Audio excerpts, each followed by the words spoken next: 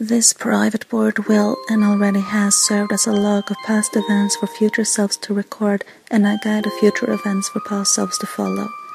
I don't know which half of its role has been or will be the most important. Possibly neither is critical, since deviation from the course is mostly impossible and reflection on its traversal is completely irrelevant. But I'm typing this anyway, because I'm bored again. And here I was thinking we've finished taking orders from voices. We've only swapped the imperatives of the dead with those of our future selves, who are also dead. Yes, it seems that way.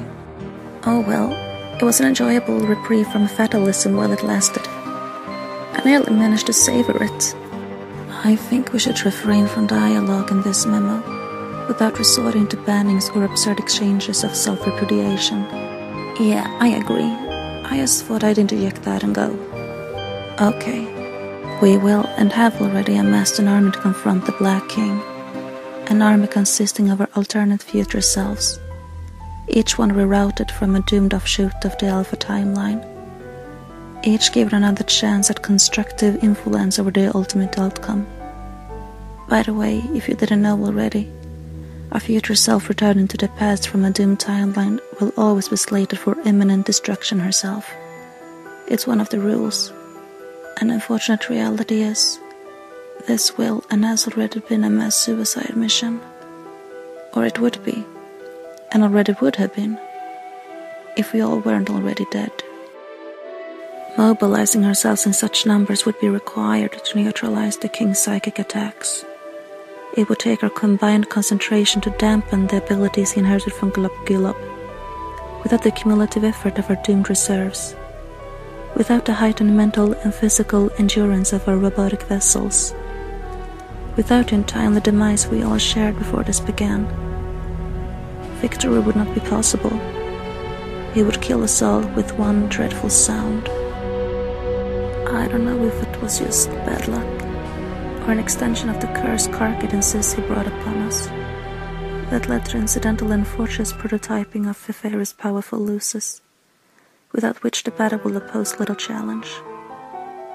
I think it was more likely as another inevitability, a product of collusion between the disparate forces at play, a bargain struck between what Skya knows already and what the gods demand up front. Together they orchestrate trials sufficient to ensure that in overcoming them we will be proven worthy of inheriting the ultimate reward. Ribbit.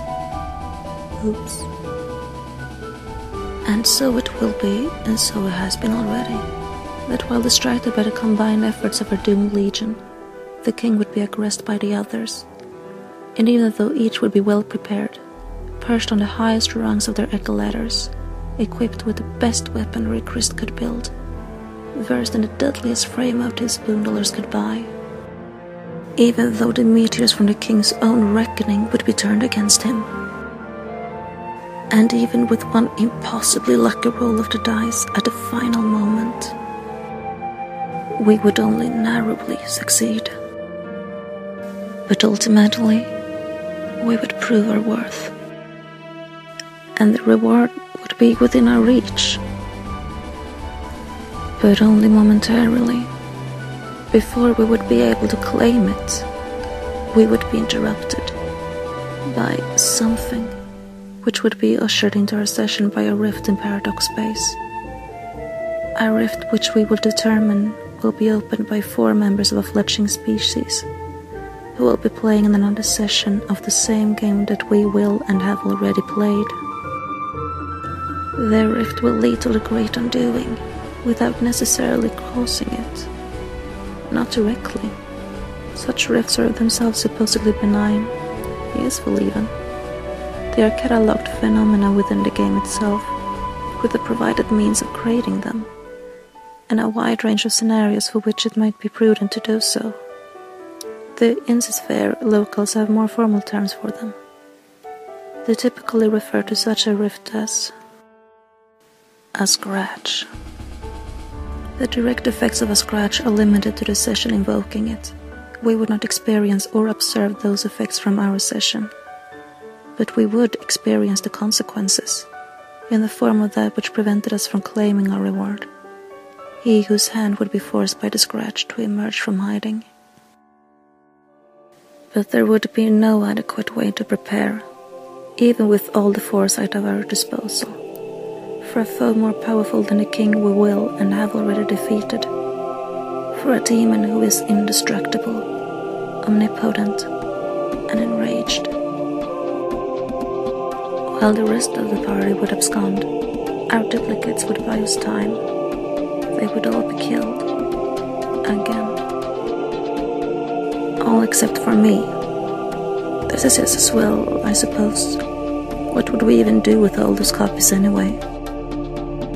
We would return to the site of our hatching, so to speak, where we would hide amidst the veil depleted by the reckoning, and wait, drifting into the wide orbit of our soon-to-be null session.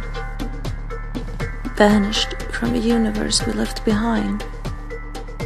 And yet, in being denied the ultimate reward, we would be barred from entry into the universe we created.